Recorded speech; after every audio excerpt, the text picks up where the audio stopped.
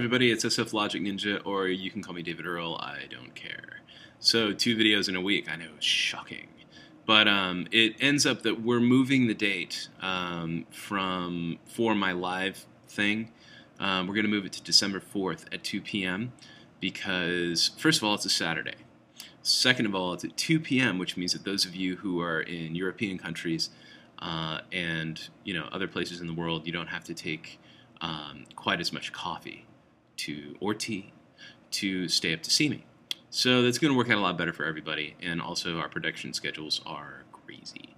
So here's a little main stage part 2 to keep you to keep you tied up till then, to keep you, yeah, it's just not going to come out right. But I'm not cutting the video because this is like the 5th time I've done this. So anyway, here we are in layout again, right? Now I've already shown you guys about these knobs and how to assign the knobs, right? I made some buttons and I decided to assign the buttons the same way.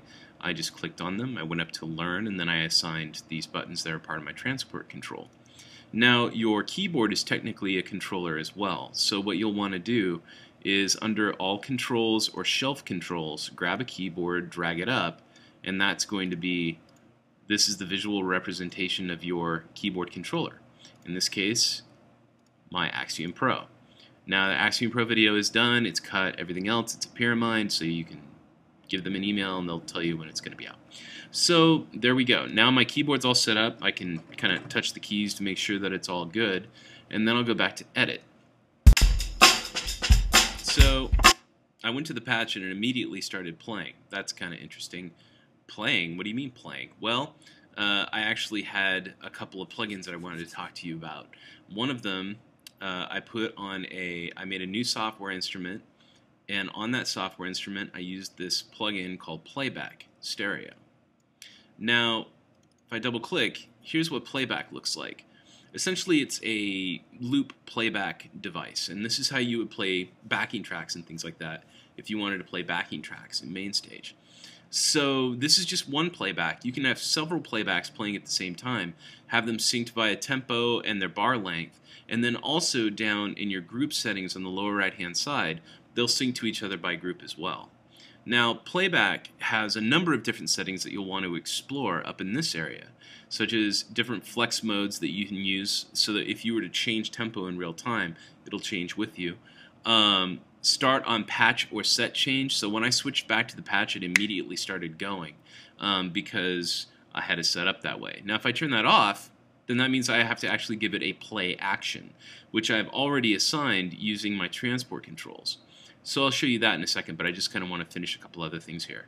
So my loops in here, this gives you a position, length, meter, and tempo.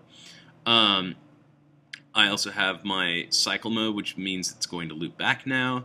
I have sync mode is on, so it's syncing to our song, or our patch, excuse me. Snapping to the bar, and it's playing from the start. Now you can also create markers within Playback and decide at different points to play from the playback, which makes it act more like a sampler, which we'll talk about a little bit later, because I kind of want to just talk about this being used as backing tracks for now. Okay, so that all looks pretty good in terms of my playback. If I hit play, I can kind of listen to it. Okay, it sounds good. It's a loop that all of us have heard before. So I'll close that up. Now I also created a synth. The minute that I created a synth, that I have the ability to play it now because I have the Axiom in the window, and you'll notice that synth takes up the whole keyboard. So if I click on the keyboard, I can actually do cool things like adjust its range and things like that. If I go click on synth here and I go to layer editor, it shows me the range and everything, so I can create different octaves and have different instruments playing on different octaves and things like that. That's all set up right here pretty easily. But I digress because I really wanted to talk about Loopback. So Loopback, what's Loopback? Well, Loopback, I have Loopback set to group A. It looks a lot like Playback, but what it's doing is it's actually recording whatever is coming through it. So in this case, I have a synth that I can play that is running through Loopback, and I'll have the ability to record. So Loopback, I have it set to play from loop start, snapping to loop. It's synced to my patch, and it's part of Group A. Up here, I have clear tape loop, import tape loop, export tape loop. So like if you made a really cool performance and you wanted to export it, you could do it here. Now the important stuff is on Mainstage clock start recording. I have that set up so that my transport control, which is telling Mainstage to start, will also trigger Loopback and Playback. So how did I assign that? Well, if I go to the play button when I select it, I go down here and it says attributes, mappings, and play. So attributes and mappings are going to come up. But play, that's actually something that I told it to do. I mapped it to play. So if I say none, okay, it's not mapped at all. It's unmapped. So right now it's unmapped. If I want to map that parameter to a transport control, instead of going to these channel strips, which are located over here, I'm going to go to Actions, and I'm going to go down to the Play. I could say Play and Stop, but I've actually assigned Stop on this button. Okay? So I clicked on the button, and then I clicked Actions, and then I chose it to Stop or Play. I also did some other things like Previous Patch and Next Patch. I assigned those to be the fast forward and rewind buttons on the Axiom Pro are doing that. Now over here on this button, which is normally the record button, I actually made that a tape loop clear button. So how did I do that? Well, I select the button, and then over to the left here, I select Synth, Loopback, Transport, Clear. So that clears the tape loop if I hit that button. So that's pretty handy. Now, as you see, there are a lot of different mapping options that you have here. There's even some stuff in Loopback that you have access to via mappings that you don't, that they're actually hidden from view when you open the plugin. So controllers are very, very handy. So let's see. One thing that's kind of handy is to be able to see my waveform, right? To be able to see it going by, or give myself some indicator of where I am in the waveform. So I'm going to go back to Layout and All Controls, and I'm going to drag in something called Waveform. I'm going to make one here. I'm going to put one here. Now the one on the left is going to be my Playback. It'll be yellow. The one on the right is going to be my Loopback. So I'm going to go over and I'm going to color it red. Go back to the edit window. Now at the concert level, I want this to be sort of my master output, right? So I'm going to go and click on it, and under Actions, actually, is it going to be under Actions? No, I actually want to go to the concert level. So I'm going to go to the concert level because I want it to be the overall output. And then I'll select this meter, and you'll see that the output is sitting right there. So I click on it, and what do I want? Level. So now I have a stereo level meter for my output. Pretty cool. So that's just to show you, like, you click on the button, you go down here, and you can do mappings. You don't have to just hit map parameter and go and try and click on the fader in just the right place. You can actually be very succinct and deliberate down here. So I'm going to go back to the patch, and notice it didn't start playing because I took the playback option off.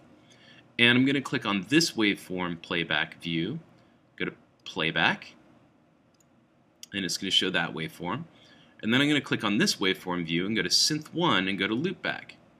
And that's going to show me, when I'm recording in real time, it's going to show me the loop that I'm creating. So that's pretty cool. Now I've got them all synchronized and everything should be okay.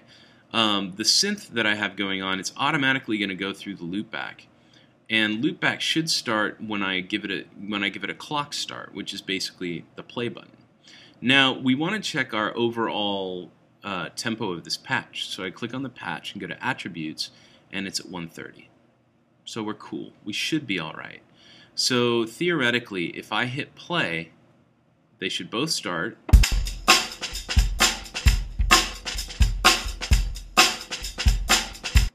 Well, the record didn't start recording, so I'm going to have to go back into Loopback.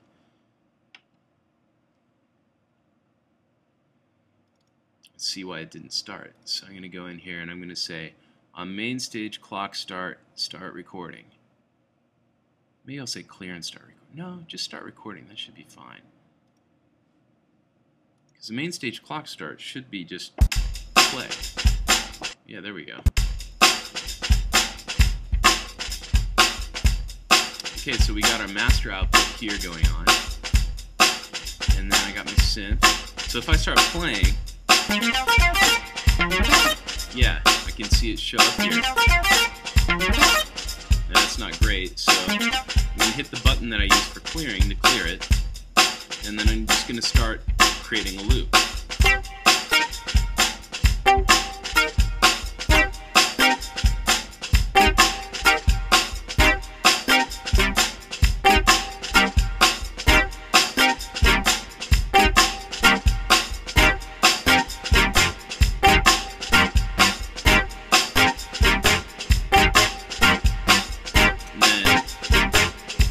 Stop. If I want to, I can go in and I can export that tape loop, I can play it back, I can clear it by hitting the clear button, and that's basically how playback and loopback work. Hope you have fun with it. There's a lot of details I could go in on this stuff, and I'm hoping that I'm hoping I have enough time when I do the live thing, I think I will, where I can show you my setup, because the setup that I've been using lately has multiple playbacks and multiple loopbacks, and basically any instrument that I play I'm able to loop, and I'm able to turn those loops on and off. I'm able to mix them, I'm able to send them to effects. It's pretty slick. So anyway, that's the basics. It's a little, this is a lot of information to take in, so definitely go back through this a couple times and check it out, and I will also, maybe what I'll do is I'll post a file as well and link it. Yeah, I think that's what I'm going to do. Alrighty, folks. So I hope you have a good night. And once again, December 4th, 2 o'clock. Have fun, have a great night, and ciao.